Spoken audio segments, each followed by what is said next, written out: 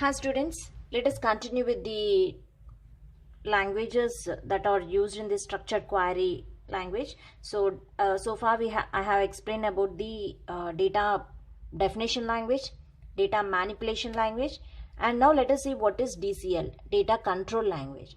For the commands that are used in data definition languages: create, drop, alter, rename, and truncate. Whereas for data manipulation language, insert, update, delete, and the select.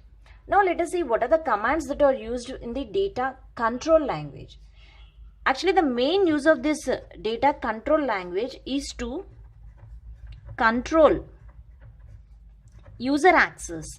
So the name itself is indicating this language is mainly used for controlling the tables. So it control user access in a database.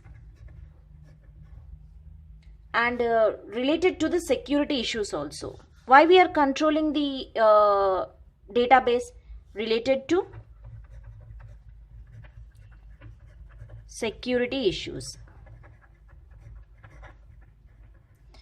So the main use of the database table is to maintain the records securely, and the huge amount of data that wants to be stored that can't be used by the files. So instead of storing the data in the files, we will use that database to store the files, to store the data.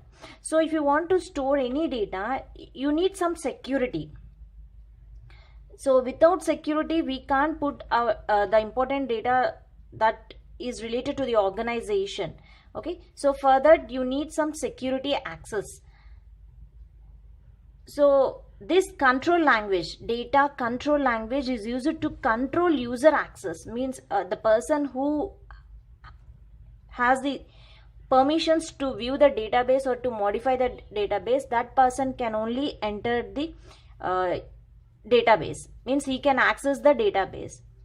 Okay, so for that you need some permissions. So the permissions will given by the administrator who is created the monitoring the complete entire database. Okay, so with the help of the username and the password, every user can access. The user who has given a permission, that user can access with the help of username and the passwords. So those username and passwords are nothing but the controls, control user access in a database. It allows to restricts the user from accessing data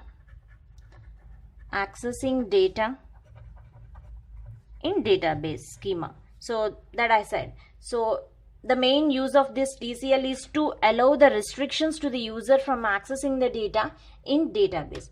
Now what are the commands that are used to control the user access? So those are the grant and revoke.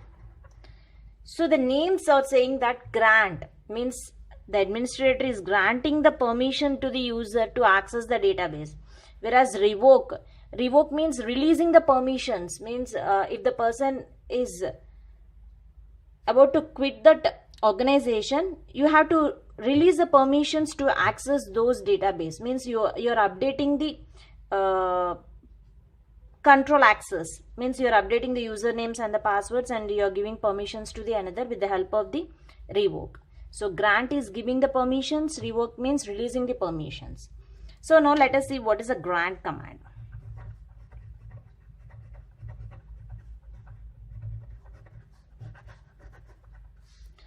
The grant command, it gives user access privileges to the database. The syntax for this is, so then what will be the syntax for this? You have to write the keyword command grant. Next, the privilege list means you want to you want to allow the person to access complete database, or you want to allow the person only to view particular rows in the table, okay, particular fields in the table, only particular tables in the database. So that is a privileged list. Grant privileged list on relational name is table name, relation name or view name, to the person to whom you want to give the permission to access the database. So this will be given by this grant permission will be given by the administrator who is accessing, who is having the control on database, the complete privileges that are there for person. That person can give this privilege. Now let us see the example for this. So here I'm grant all. So the privilege list here I'm saying as all, means the user can access complete database. Grant all on employee. So only on employee table he can do all the fields, means he can access all the fields, he can update all the fields, or he can change, he can do modifications on the tables. Employee table, grant all on employee to ABC person. Okay, so with grant option.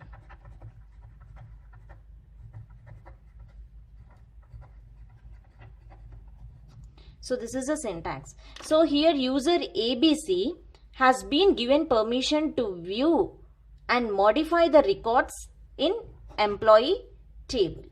So this is about the grant. Now let us see the next command, that is revoke. So once the user has given a permission to ABC to access the employee table, means now he can update the table, he can delete the table, or if you want he can modify the table, he can insert the values in the table whenever he given the permission on employee table. Now the revoke command. What this revoke command will do? So it is used to cancel previously granted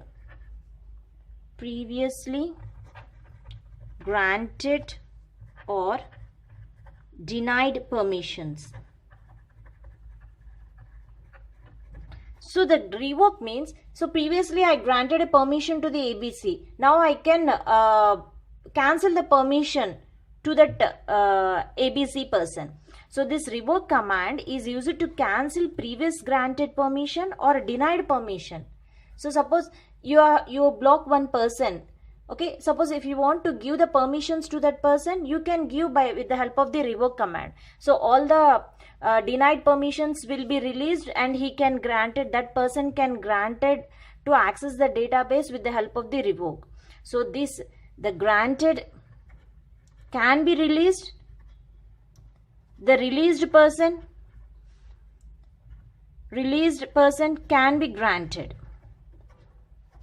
So granted will be released and released will be granted only with the help of the revoke command. Okay, so that is the use of the revoke command. Now let us see the syntax for this. Syntax: revoke privilege list. So just like grant, but instead of grant command you have to write revoke. That is the only difference. On relation name or view name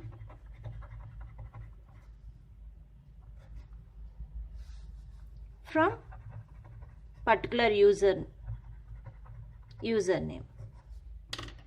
So example for this is revoke update on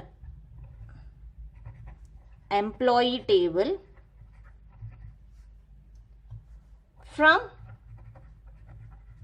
user. So the user is ABC. Okay, so this is about the revoke command. So these revoke and grant commands are used as a data control language commands. Thank you.